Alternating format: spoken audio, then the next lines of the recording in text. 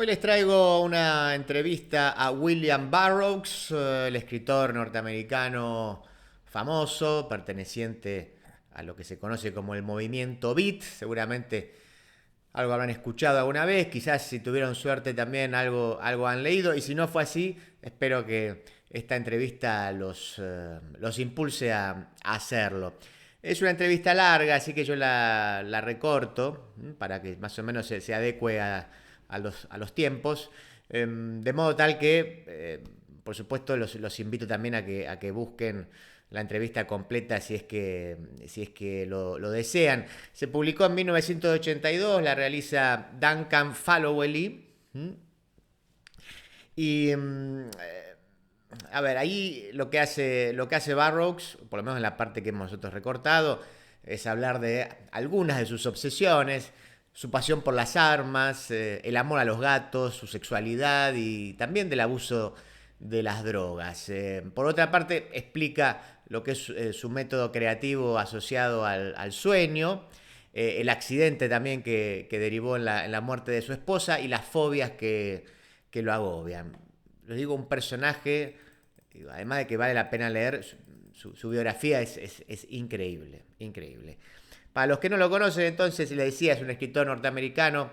William Seward Burroughs es su nombre completo. Nace en el seno de una familia acaudalada de Mississippi en 1914. Estudia en Harvard. Tras graduarse en 1936, viajó por Europa y tras su regreso a Nueva York, trabajó como detective. Y también, aunque no lo puedan creer, pues es una historia fabulosa. Exterminador de plagas, también fue barman. Se hizo adicto a la heroína en 1944 y en su primer libro, que se llama Yonky, justamente, fue publicado digo, en 1953. Después, otro libro, este se hizo película, quizás la vieron, El almuerzo desnudo, es de 1959, libro que le granjeó una reputación internacional como representante de esto que les decía, es conocido como el movimiento Beat. Sus posteriores trabajos han sido más experimentales. Bueno, esta es la biografía tal como lo presentan. Yo creo que si el almuerzo desnudo no era experimental, en fin. Y han tomado prestadas técnicas de otras formas de arte como la música y el cine. Ha vivido en México, donde mató accidentalmente a su esposa de un disparo, de eso les hablaba hace un ratito, y aparece en la entrevista. Estaban jugando a Guillermo Tell, parece que aparentemente un poco entre borrachos y drogados ambos, y eso, a él no se le ocurrió mejor cosa que utilizar el arma y poner a su esposa con la manzana arriba de la cabeza. Bueno, ya el desenlace ahora lo conocen. También vivió en Tánger, en Londres, París, Kansas, por motivos que quedan explicados en la presente entrevista. Finalmente muere en 1996. Es un día muy caluroso, el día del abuelo en Estados Unidos. Burroughs, ex drogadicto, amante de los gatos, el escritor más sorprendente de América, se ha mudado a esta pequeña casa de una sola planta hecha de tablones imbricados a las afueras de Lawrence. Lleva 3 días en la nueva casa, pero el agua caliente no funciona. La pasada noche le despertó el ruido que hacía una zarigüeya que engullía la comida de sus gatos en el porche trasero. Confiesa Barrow que tiene el sueño muy ligero. Puede que tenga que matarla con el rifle de aire comprimido, dice. ¿Sabía que antiguamente había que tener un ayudante que cargara las escopetas de aire comprimido con una bomba antes de usarlas? Válgame el cielo. Se aproximan unos rufianes. ¿Dónde está mi bombeador? ¿Se conoce a sus vecinos? Burroughs experimenta una violenta convulsión. ¿Es risa o un grito de auxilio? No, en realidad no, responde blandiendo una picana eléctrica en el aire. Hablé con la mujer de la casa de al lado por encima de la valla. Le pregunté si había ladrones por aquí y me dijo que no. Yo le dije, estupendo, hagamos que siga así. No he vuelto a verla desde entonces. He encargado que pongan cerraduras de verdad en las puertas. Cualquiera podría abrir estos absurdos cierres con una horquilla para el pelo. Yo les decía al principio de la entrevista que una de las que iba a hablar de las obsesiones de Burroughs. Bueno, como están viendo, la seguridad es una de ellas, las armas también. Habla arrastrando las palabras Burroughs con una voz grave que al principio resulta prácticamente incomprensible, pero que cuando uno sintoniza con ella revela características elegantes. Procede de una lúgubre máscara que le hace las veces de rostro, orlada en torno a los ojos con arrugas que recuerdan el maquillaje de un clown. También, miren, busquen fotos si no la conocen porque es Es un personaje extraordinario. La expresión facial básica de Burroughs es de decepción infinita. Se crió en San Luis. El campo en esta parte de Kansas es muy similar. Es casi como volver a casa después de largas ausencias en América Central, Sudamérica, y el norte de Europa. Nunca he llegado más al este de Atenas. Dice, me casé por primera vez en el consulado americano de Atenas. ¿Qué tal con su padre? Una relación muy distante. Conocía mi adicción a las drogas duras. Su hermano era adicto a la morfina. Era prácticamente la única cosa que teníamos en común en la familia. Por lo que se refiere al asunto de la homosexualidad, cualquier tipo o forma de sexualidad le producía una vergüenza insuperable. Y Burroughs empieza a pulir furiosamente la mesa con un trapo sucio. Adelantamos aquí que Burroughs era homosexual, ¿no? Contrariamente al rumor propalado por Jack Kerouac, yo nunca fui rico. Mis padres me daban una asignación de $200 al mes. No podría haber escrito mis libros sin ella.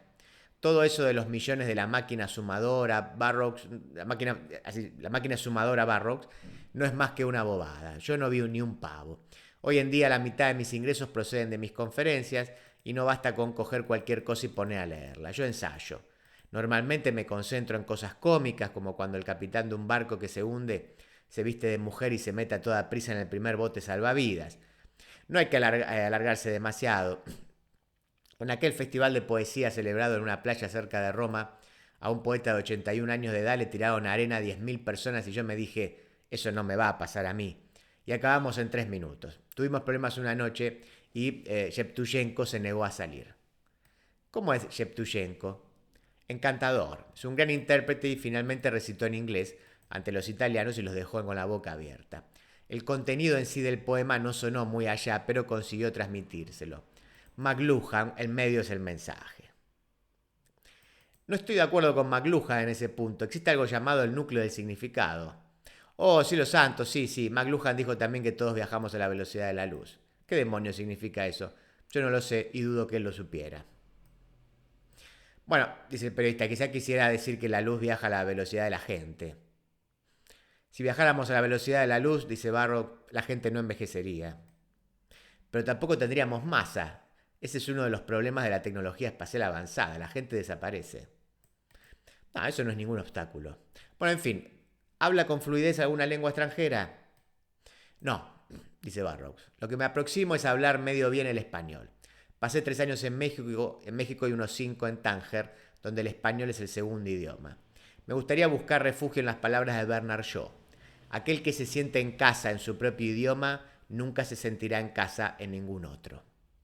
Pero eso no es verdad. Joyce era un lingüista brillante. Todo esto sigue diciéndolo Burroughs.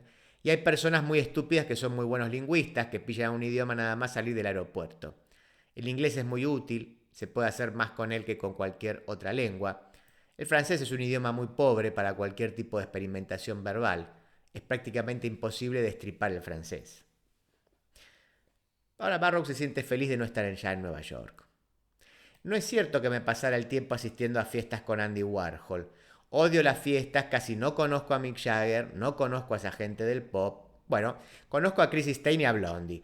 Me visitaron aquí una vez y pasamos una tarde muy agradable pegando tiros y haciendo el bobo. A él le encantan las armas, los cuchillos y esas cosas. Y el periodista dice, ¿pero por qué precisamente Lawrence? ¿Por qué este lugar? ¿No? Dice, mi ayudante, James Grower Halls, vive aquí.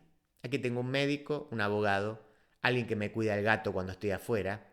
Aquí hay pocos delitos, aunque a James le robaron unas cosas del coche el otro día, unos cartuchos de gas lacrimógeno y otras cosas. Y tengo entendido que el colegio indio que hay carretera abajo puede ser peligroso. Tendré que hacer averiguaciones. Los indios reaccionaron mal al alcohol y reaccionan mal al alcohol. ¿Nunca quiso vivir en California? Demonios, no, de ninguna manera. ¿Qué tiene de malo? Absolutamente todo. Tienen unas leyes ridículas sobre las armas de fuego. Y en ese momento Barrow se retuerce contra una de las paredes, luego zigzaguea lentamente hacia un vetusto aparato de aire acondicionado instalado en el centro de una pared desnuda. Lo enciende y la varaunda resultante casi ahoga la conversación.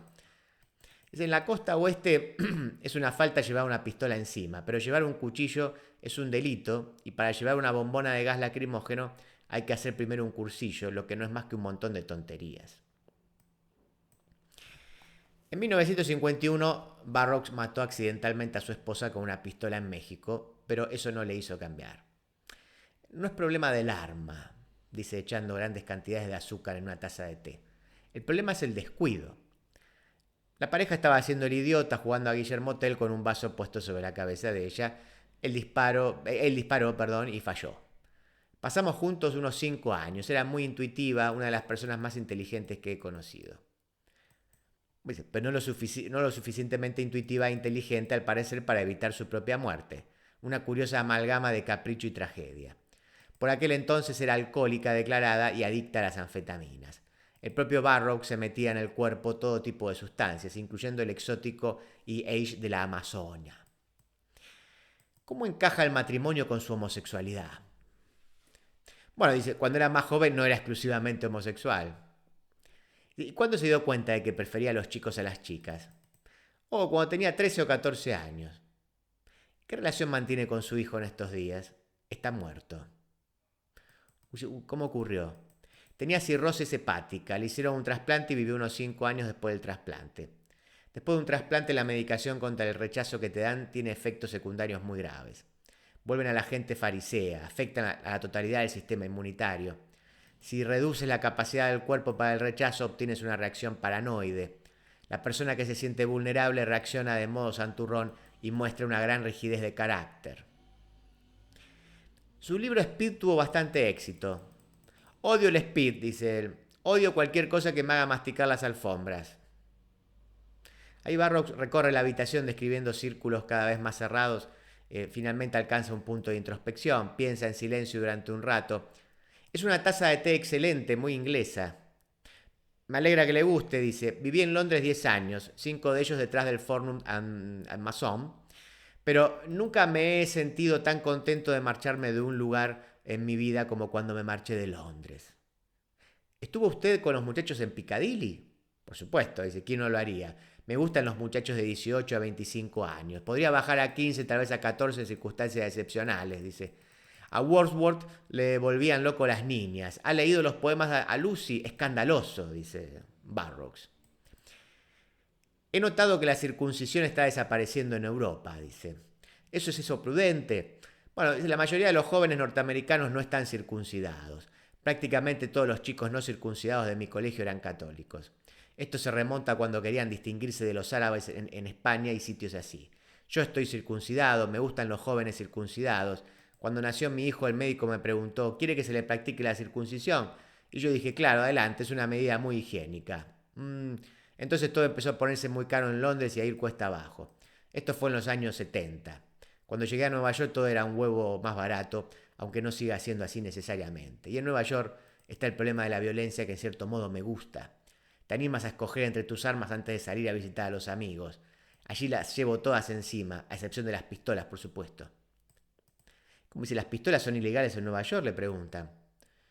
Dios mío, ¿no lo sabe usted bien? Dice, siempre lo fueron. Y esto lo añade quitándose una corteza de origen incierto de sus pantalones de nylon verde oscuro. El cuerpo de Burroughs es terriblemente delgado, pero está lleno de vitalidad. De hecho, nunca para de moverse. Aunque esté de pie, inmóvil, alguna parte de su cuerpo se retuerce, brinca, palpita.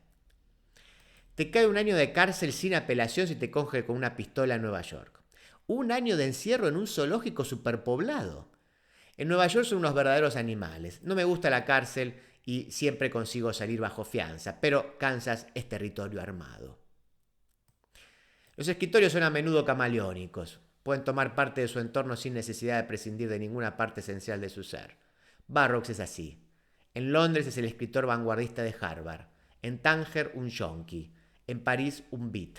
En Nueva York, un miembro de la Sociedad de Café. Y en Lawrence, Kansas, adopta la coloración de viejo pionero. Me parece que este es un buen momento para hacer un cierre. Insisto, la entrevista es más larga. La pueden rastrear. Entiendo que con algo de dificultad, pero la van a poder encontrar. Es una entrevista que le realizó Duncan Fallowelly para la revista Time Out.